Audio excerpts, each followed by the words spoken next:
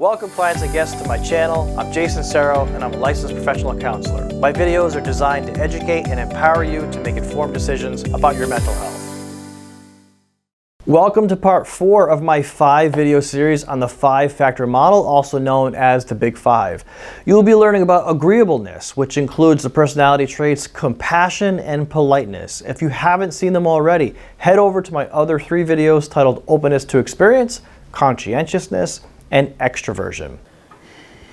Where do you want to go to dinner tonight? I don't know. Do you want to try Prime? No, I was thinking of eating outside.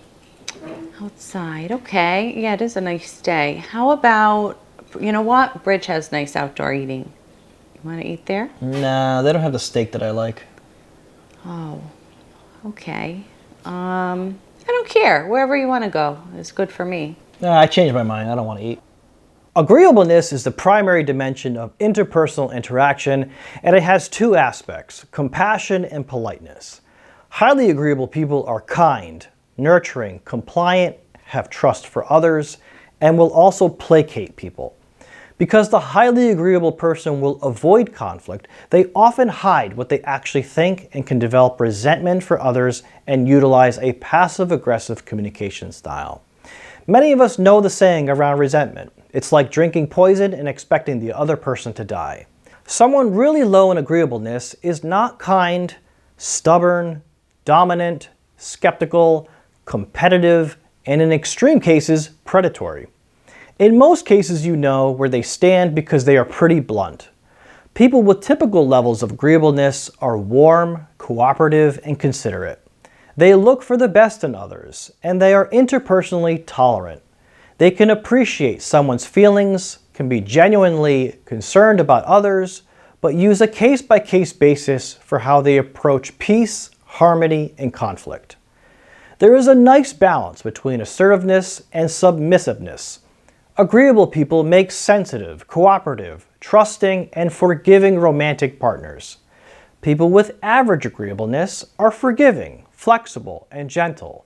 They feel for others who have been excluded, believe in cooperation, but do not subscribe to the theory that we are all winners. There is a place for winners and losers and welcome competition. They can be good at negotiating for themselves and at negotiating for more power or recognition. Average agreeable people are likely to have higher salaries and earn more money in general. They're also likely to solve more problems associated with conflict due to their ability to not harbor old anger and problem solve in the present moment. Women are significantly more agreeable than men, 61% for women and 38% for men. Men comprise the majority of the population incarcerated, which is 90%. The primary difference between criminals and non-criminals is disagreeableness, with the typical criminal being 98% more disagreeable than the general population. Almost all of those criminals will be male. Consequently, strong evidence suggests that biological traits rather than environmental and learning account for the dissimilarity.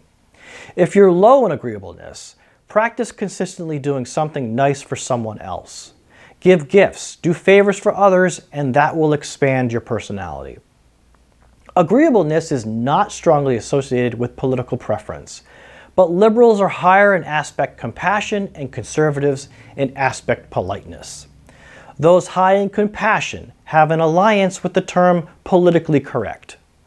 Agreeable people strongly identify with the oppressed, viewing them as exploited infants in combination with demonizing the oppressors, viewing them as cruel and heartless predators.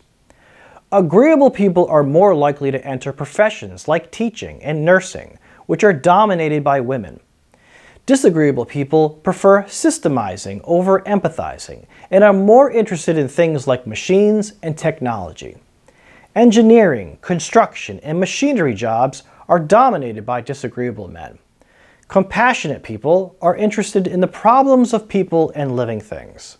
They help others avoid negative emotions, do kind things for others, are considered by others to be sympathetic and nice, are empathetic and caring, but may be too focused on others and not enough on themselves. Liberals and women are higher in compassion, Politeness is the more rational or reasonable side of us that determines how much we consider other people's needs and wants outside of our own. People who are moderately low in politeness are not particularly deferential to authority, nor are they markedly obedient. They can be respectful, but only to people who clearly deserve it, and they are willing to push back when challenged. They are not particularly comfortable confronting other people. Don't forget to drop a line in the comment section below and keep a lookout for video number 5 titled Neuroticism. Please subscribe, like the video, and head over to my TikTok page if you'd like to hear my daily mental health advice. Thank you for watching, and as always, be where you are, be resilient.